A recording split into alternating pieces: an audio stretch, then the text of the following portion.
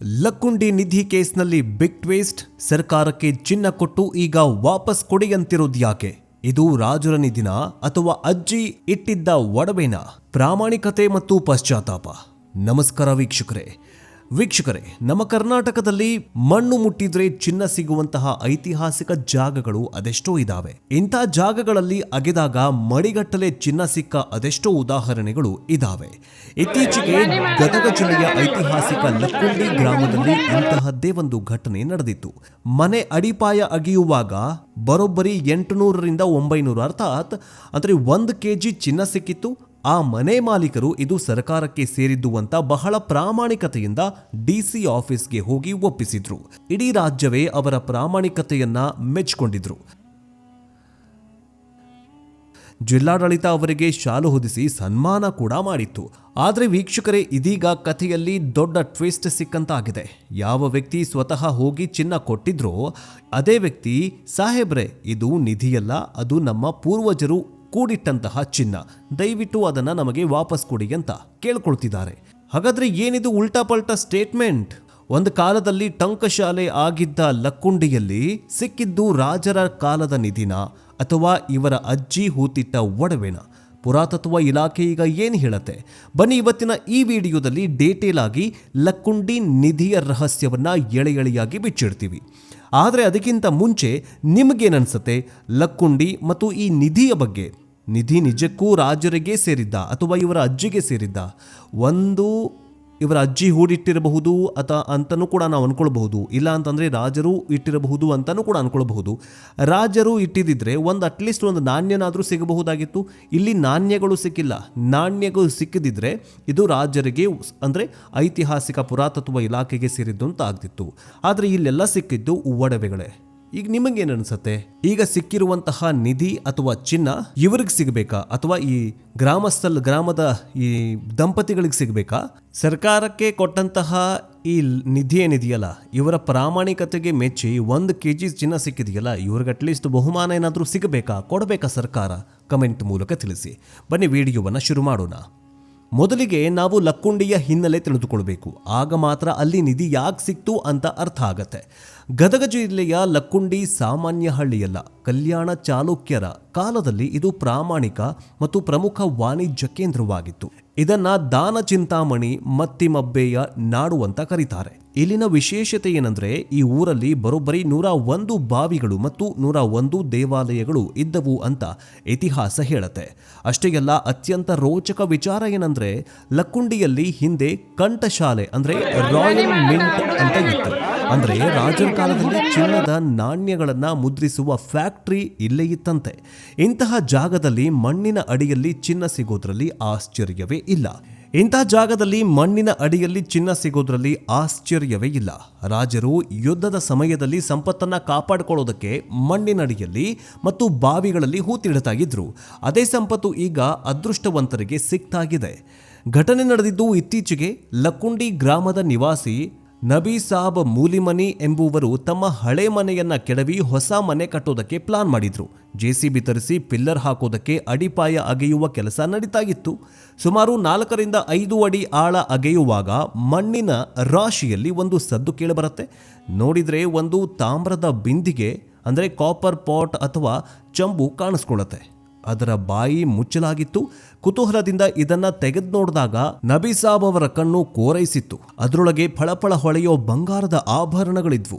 ಹಾಗಾದ್ರೆ ಆ ಬಿಂದಿಗೆಯಲ್ಲಿ ಏನೆಲ್ಲ ಇತ್ತು ಅಂತ ನೋಡ್ತಾ ಹೋಗೋದಾದ್ರೆ, ಹಳೆ ಕಾಲದ ಡಿಸೈನ್ ಇರುವಂತಹ ಚಿನ್ನದ ಮಣಿಸರಗಳು ಇದ್ವು. ಕೆಲವೊಂದಿಷ್ಟು ಚಿನ್ನದ ತುಂಡುಗಳು ಕೂಡ ಸಿಕ್ಕಿವೆ. ಒಟ್ಟು ತೂಕ 800ರಿಂದ 900 ಅಂದ್ರೆ ಇವತ್ತಿನ ಮಾರುಕಟ್ಟೆ ಬೆಲೆ ಪ್ರಕಾರ ಇದರ ಮೌಲ್ಯ 90ರಿಂದ 1 ಕೋಟಿ ರೂಪಾಯಿವರೆಗೂ ಆಗಬಹುದು. ಅಂದರೆ 1 kg ಬಂಗಾರ ಸಿಕ್ಕಿದೆ. ಇನ್ನು ಸಾಮಾನ್ಯವಾಗಿ ನಿಧಿ ಸಿಕ್ಕರೆ ಜನ ಏನು ಮಾಡ್ತಾರೆ ಹೇಳಿ? ಯಾರಿಗೂ ಗೊತ್ತಾಗದ ಹಾಗೆ ಮುಚ್ಚಿಟ್ಕೊಳ್ತಾರೆ. ಆದರೆ ನಬೀಸಾಬ್ ಮೂಲಿಮನಿ ಅವರು ಹಾಗೆ ಮಾಡಲಿಲ್ಲ. ಅವರು ನೇರವಾಗಿ ತಹಶೀಲ್ದಾರ್ ಮತ್ತು ಗದಗ್ ಜಿಲ್ಲಾಧಿಕಾರಿ ಅವರ ಹತ್ರ ಹೋಗ್ತಾರೆ. DC ಸಾಹೇಬ್ರೆ, ನಮ್ಮ ಮನೆ ಕಟ್ಟುವಾಗ ಇದೆಲ್ಲ ಸಿಕ್ತು, ಇದು ಸರ್ಕಾರಕ್ಕೆ ಸೇರಿದ್ದು, ತಗೊಳ್ಳಿ ಅಂತ ಒಪ್ಪಿಸಿದ್ರು. ಈ ಕೆಲಸಕ್ಕೆ ಭಾರಿ ಮೆಚ್ಚುಗೆ ಕೂಡ ವ್ಯಕ್ತವಾಗತ್ತೆ. ಜಿಲ್ಲಾಡಳಿತ ಅವರನ್ನ ಕರೆಸಿ ಶಾಲು ಹೊದಿಸಿ ಹೂವಿನ ಹಾರ ಹಾಕಿ ಸನ್ಮಾನ ಮಾಡಿದ್ರು. ಇಂಥ ಪ್ರಾಮಾಣಿಕರು ಇರೋದ್ರಿಂದಲೇ ದೇಶ ಉಳಿತಾ ಇದೆ ಅಂತ ಅಧಿಕಾರಿಗಳು ಭಾಷಣ ಕೂಡ ಮಾಡಿದ್ರು. ಮಾಧ್ಯಮಗಳಲ್ಲಿ ಲಕ್ಕುಂಡಿಯ ರಿಯಲ್ ಹೀರೋ ಅಂತ ಹೆಡ್ಲೈನ್ ಕೂಡ ಹಾಕ್ತಾರೆ. ಜೊತೆಗೆ ಅದು ಕೂಡ ಲೈವ್ ಆಗಿ ಬಂದ್ಬಿಡತ್ತೆ. ಇಲ್ಲಿವರೆಗೂ ಕತೆ ಚೆನ್ನಾಗೇ ಇತ್ತು. ಆದ್ರೀಗ ಅಸಲಿ ಡ್ರಾಮಾ ಶುರುವಾಗಿದೆ.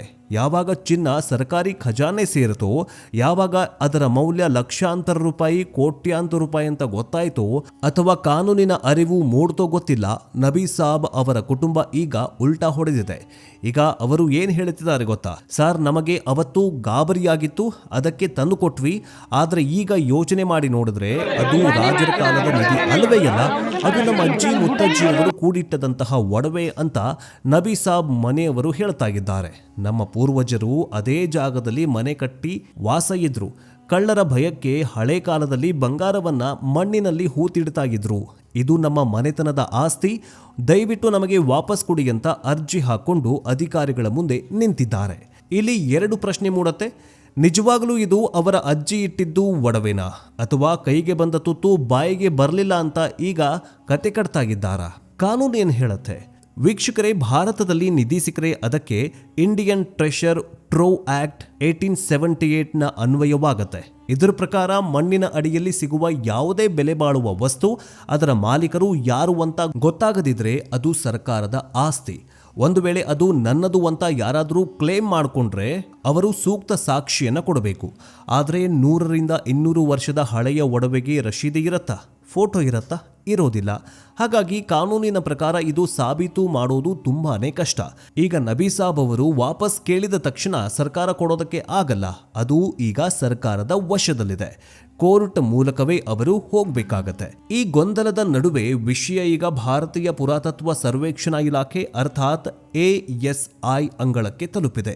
ಲಕ್ಕುಂಡಿ ಐತಿಹಾಸಿಕ ತಾಣ ಆಗಿರೋದ್ರಿಂದ ಅಲ್ಲಿ ಸಿಕ್ಕಿರೋದು ಸಾಮಾನ್ಯ ಬಂಗಾರನ ಅಥವಾ ಪ್ರಾಚೀನ ಸ್ಮಾರಕ ಕ್ಯಾಟಗರಿಗೆ ಬರುತ್ತಾ ಅಂತ ಚೆಕ್ ಮಾಡೋಕೆ ಅಧಿಕಾರಿಗಳು ಈಗ ಫೀಲ್ಡ್ಗಿಳಿದಿದ್ದಾರೆ.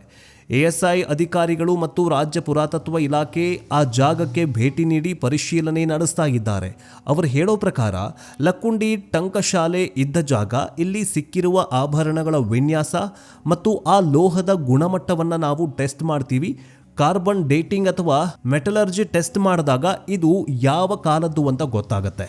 ಒಂದು ವೇಳೆ ಇದು 100 ವರ್ಷಕ್ಕಿಂತ ಹಳೆಯದು ಅಂತ ಪ್ರೂವ್ ಆದರೆ ಅದು ಪ್ರಾಚೀನ ವಸ್ತುವಾಗತ್ತೆ.